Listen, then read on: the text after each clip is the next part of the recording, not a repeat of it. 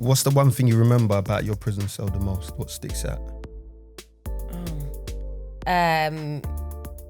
Green bed sheets. Oh, yeah. Okay, Yeah. fair enough. Yeah. Okay, what about you? Brick walls. Brick walls and that sink, man. Did you ever have a metal sink? Yeah, the sink as well. But these brick walls, haunt you? Bro, listen, when you're tired, you see brick wall, you look up brick wall, yeah. The old Victorian ones, you know them ones there. Yeah.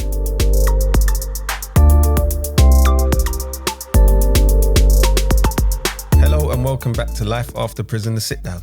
And today we are joined by senior producer at Arts and Homelessness International, Katie. Welcome, Katie. Hi. How are you? I'm good. Nice to be here. Oh, you're welcome. Thank you you're for welcome. joining us. Feeling good?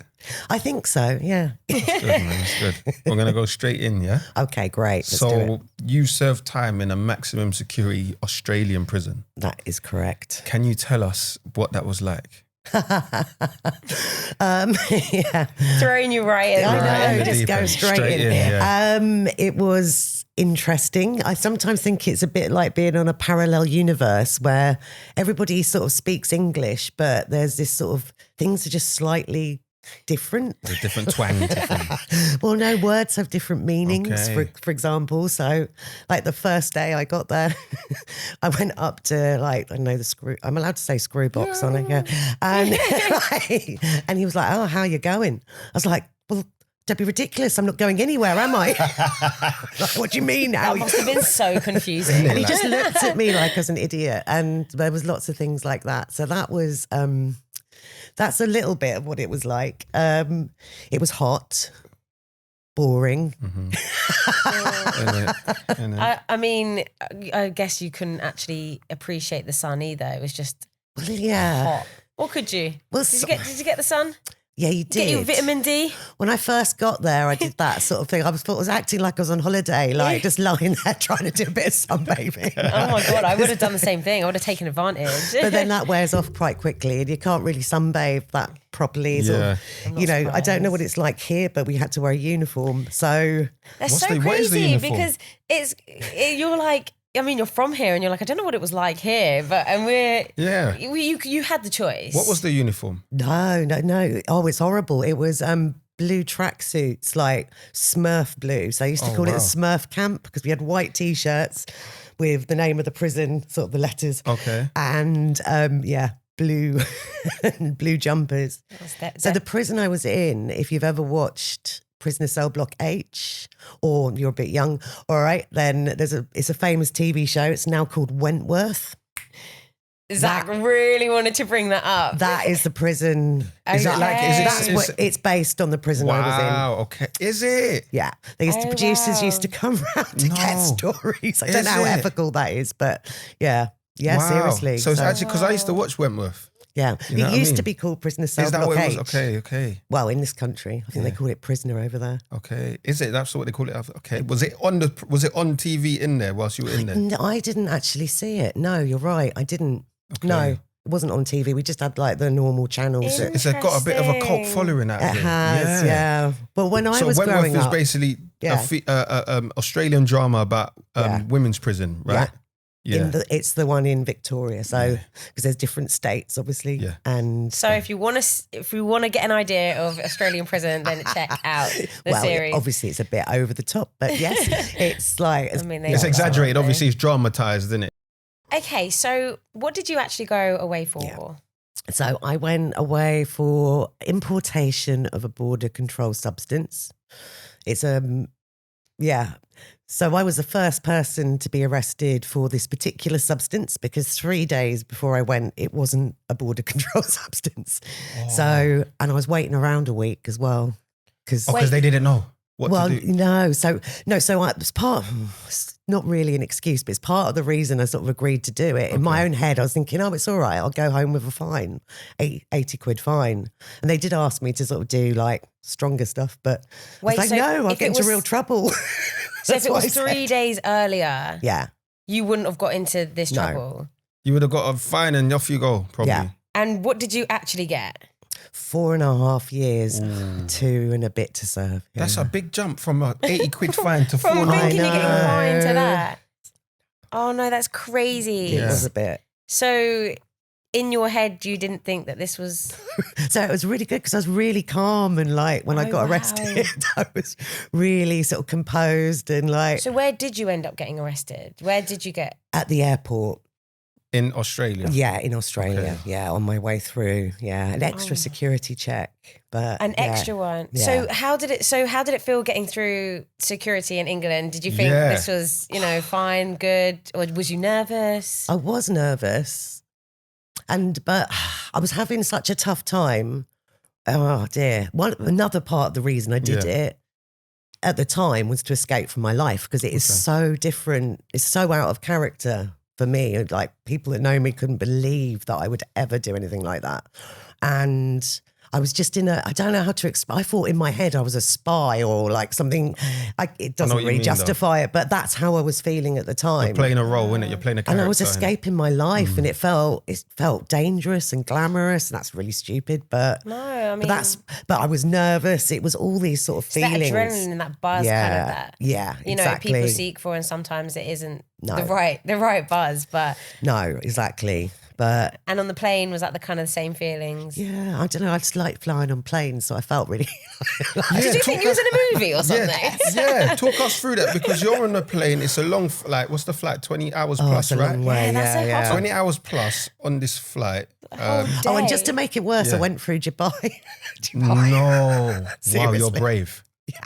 Wait, you stopped in Dubai? Yeah, I had to do a little transit. Like, didn't come off the airport or anything, but brave. Yeah, well, I was just a bit stupid, really. Because that's a whole nother sentence out there. I wouldn't want to be caught there. No, God, no. Wow. I did sort of weigh it up a bit. I'm not completely stupid. And I thought, if anything really, I don't know, ever really went bad, Australia isn't the worst place. But fair enough. There's a difference. I wouldn't have gone to Bali or yeah. Because laws are different out there. It's weird, isn't it? What you justify in your head as to sort of what's... No, but to like mask stuff or like to be okay with stuff. Yeah, you have to justify it to yourself somehow. Yeah, you do, I think, to a certain extent. Yeah, you do sometimes. Yeah, well, I did anyway. I'm sure people listening will understand. That resonates with me anyway. I don't know, everyone I sort of ever met in there as well was sort of a similar thing. Something pushes you to it. You can do things out of character just because of you're in desperation, or it's not it's not your normal way. Sometimes I don't know. No, I get you. So when you actually got caught, then you're in Australia. How did that feel? It was just very surreal, and I remember thinking in my head, I'm going to be really sort of British and be really polite. I don't know why. So I went very Mary Poppins. But that really took them aback because I think they're used to people acting in a different way. So actually it gave me a lot of power, I suppose, in that situation. I felt a bit more in control, which has only just occurred to me. But yeah, I should have been terrified. But because I thought I was all right, just get a fine. Yeah, of course, because you're in the mindset of it's not really that bad. Like, I know. It's not that deep kind of thing. It's starting to think like, why aren't I going home? Like 3 days into the cells and you're like, okay, what's happening here? So then did you start getting nervous? A little bit. So you thought possibly this could be more than a fine. You're still thinking this could be just a fine. Well, I couldn't sleep. I don't know. In the cells there, it was horrible. It was like... Was it in the airport or they actually transferred you? No, transferred you to the magistrates court. Okay. Melbourne Magistrates Court. Yeah. And you're under the cells in there and, oh God, and there's those strip lights 24 hours a day, people, I don't know, being brought in who are drunk and just obviously coming down off of, it's just horrible. It's like hell. Yeah. And I couldn't really sleep. And I remember sort of wrapping a T-shirt around my head to try and get some sleep. And the 2 girls in the cell with me I was drifting in and out of sleep and I heard them talking. They're going, oh, poor girl, she's going to be here for at least 2.5 years. And I'm thinking, what? You're talking about me? You're talking about me? I thought it was a dream. And then I sort of woke up and eventually saw a solicitor and I said, I don't know why. First, when I met her, I said, I know I'm going to be in here for like 2.5 years. So I don't know what was going on in my head, really. It's a confusing state, innit? It's like, yeah.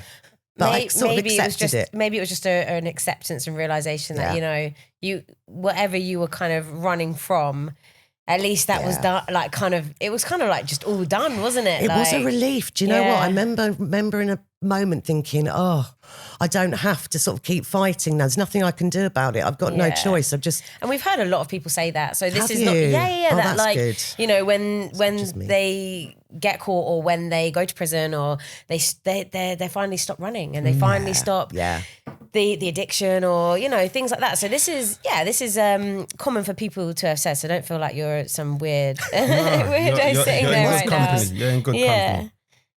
Wow. So tell us about how you actually ended up getting into the situation where you're smuggling drugs.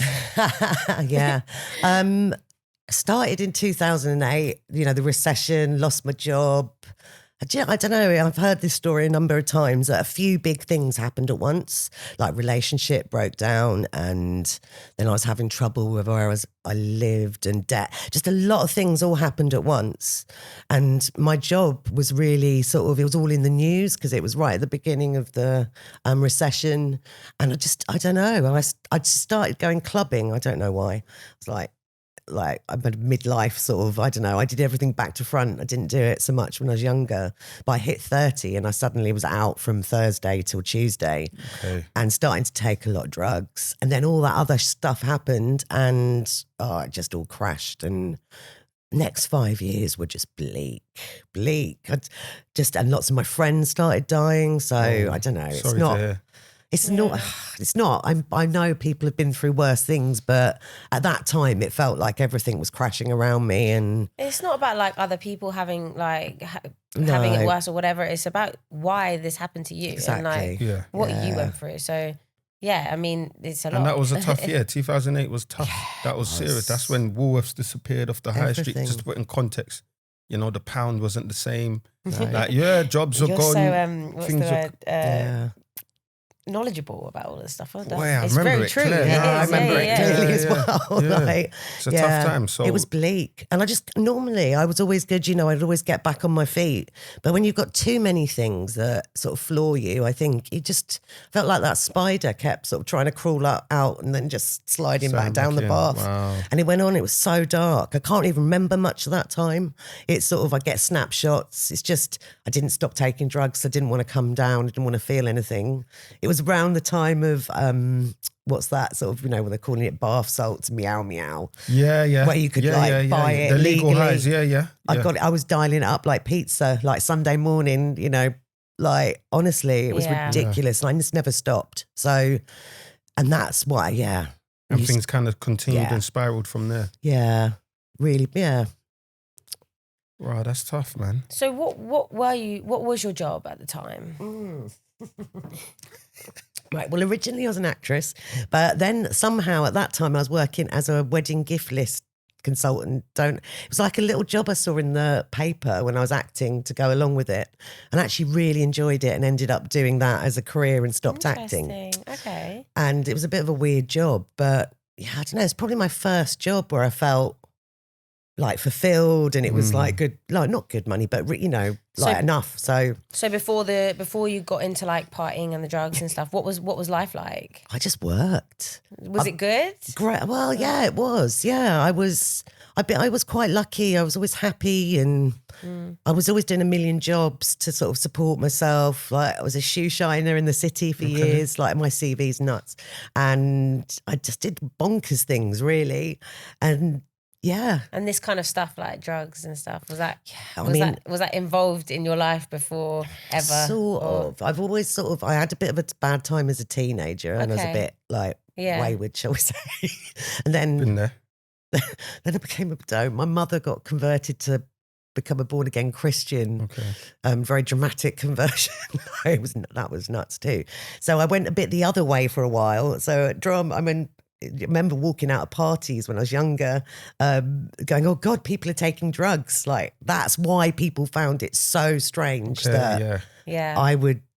It's like a 360, 180. But that's what I enjoyed, I think, as well. In my head at the time, I was so in a black place and dark place that I thought, oh, you know, this is, it's a way out. It's not me. It's weird, isn't it? Sorry, I'm not coming across very well. No, you are. It makes sense. It just sounds like, you know, it has been it's been like a sort of like a little roller coaster through your journey, and then you know the reason you went to prison is because it was hard. Like life was hard for you at that time. Do you know what I mean? Yeah, and it was just because of all, like when I didn't just go sort of went from clubbing like a lot of people do to then getting really sort of going to sort of illegal clubs afterwards, spending the whole week like coming out. People, we make stupid decisions or like we make and mistakes and stuff like that when we're not thinking and acting right. I think it's also important to put context in things as well. Yeah. Because it's easy for people to point fingers at us and judge, you know what I mean? Sorry. Do you know what I mean? Yeah. It's exactly why we want people to share their story because of that reason. Yeah. It was, it's really hard to describe what it was like other than it was a dark place and a hole that was just getting deeper and deeper and deeper. And so I still think, I don't know, I always come back to this. I always think it's like Sliding Doors, that film.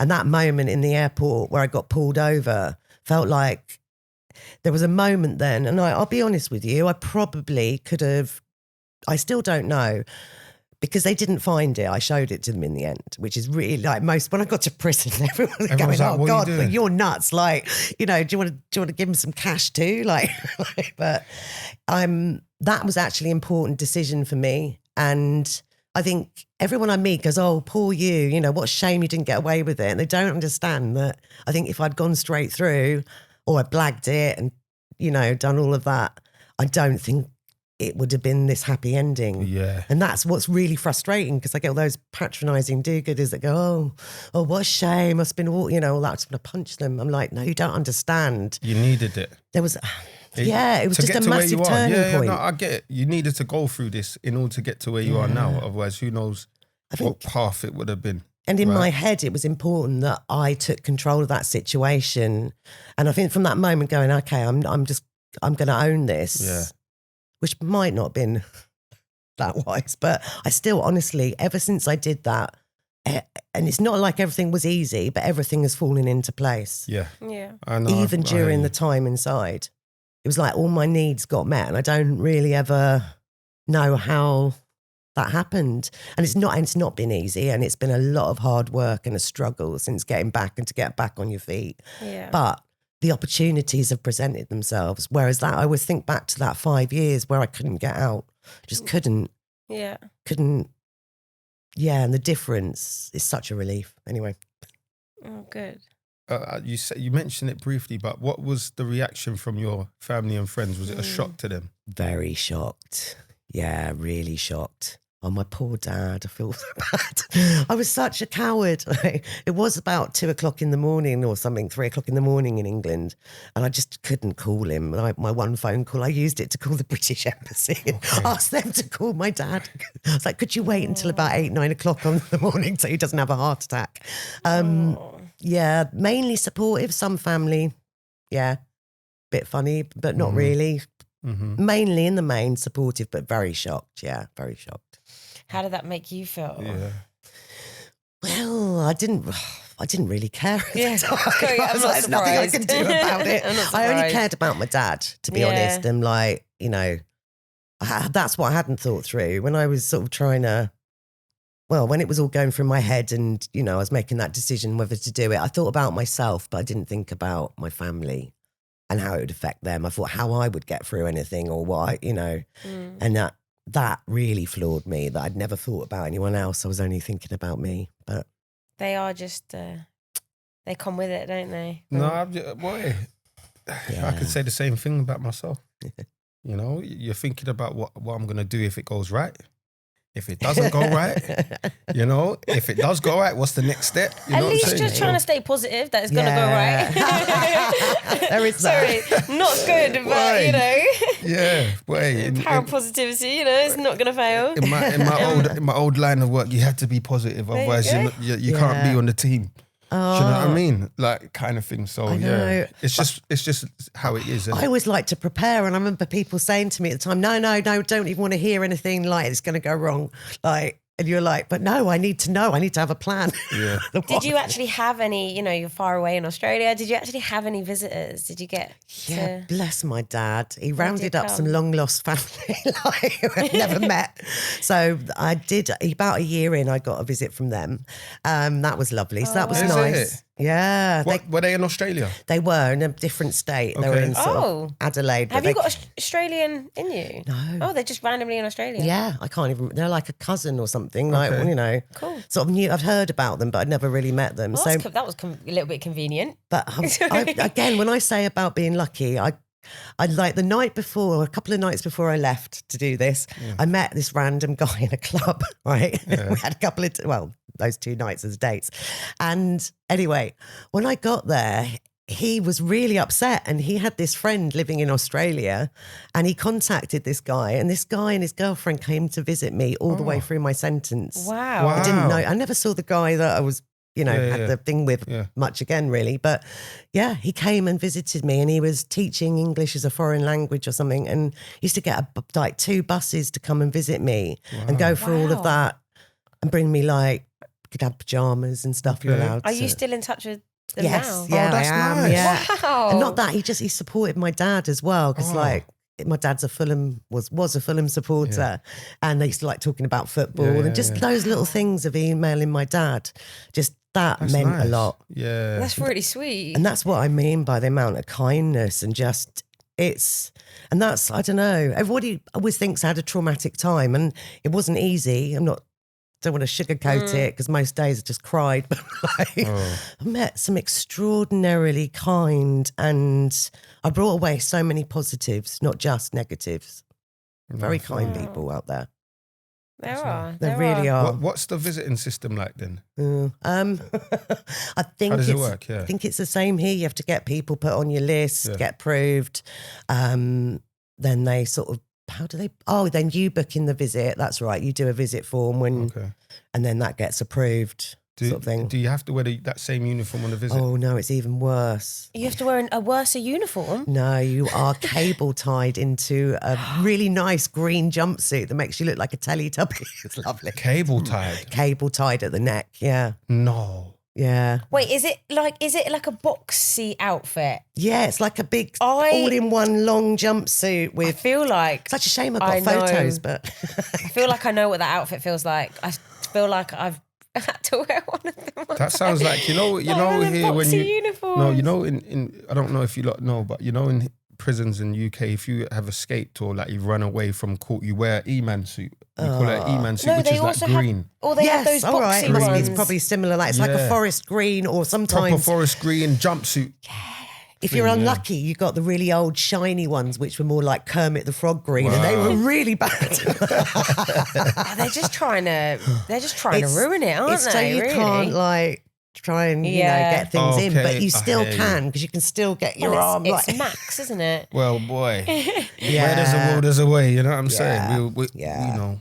Yeah, it wasn't. How did it feel for you being that far away from family and friends? That was hard, yeah. Because even a long way. Even here, like when I was in Yorkshire, that was far for me to be away from. Like it just felt like not home anyway. So, we're talking how 20 did it feel hours for plus, you? man. That's on a flight. Yeah, exactly. Does it feel strange? It does. But I remember thinking early on, like, and everyone's telling you can do it, like, there's 2 ways you can do time. You can do it the hard way, or you can do it the slightly easier way. And that is to focus on where you are. And I just remember thinking I've just got to make the best of it and try and build a life here and focus on here and try and not.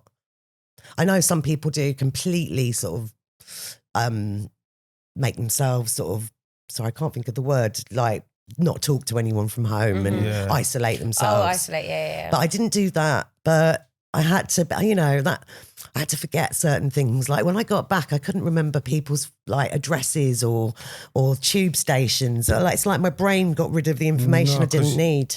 You had to basically immerse yourself in there, right? Yeah, I did. Yeah, I did. I built a life and a...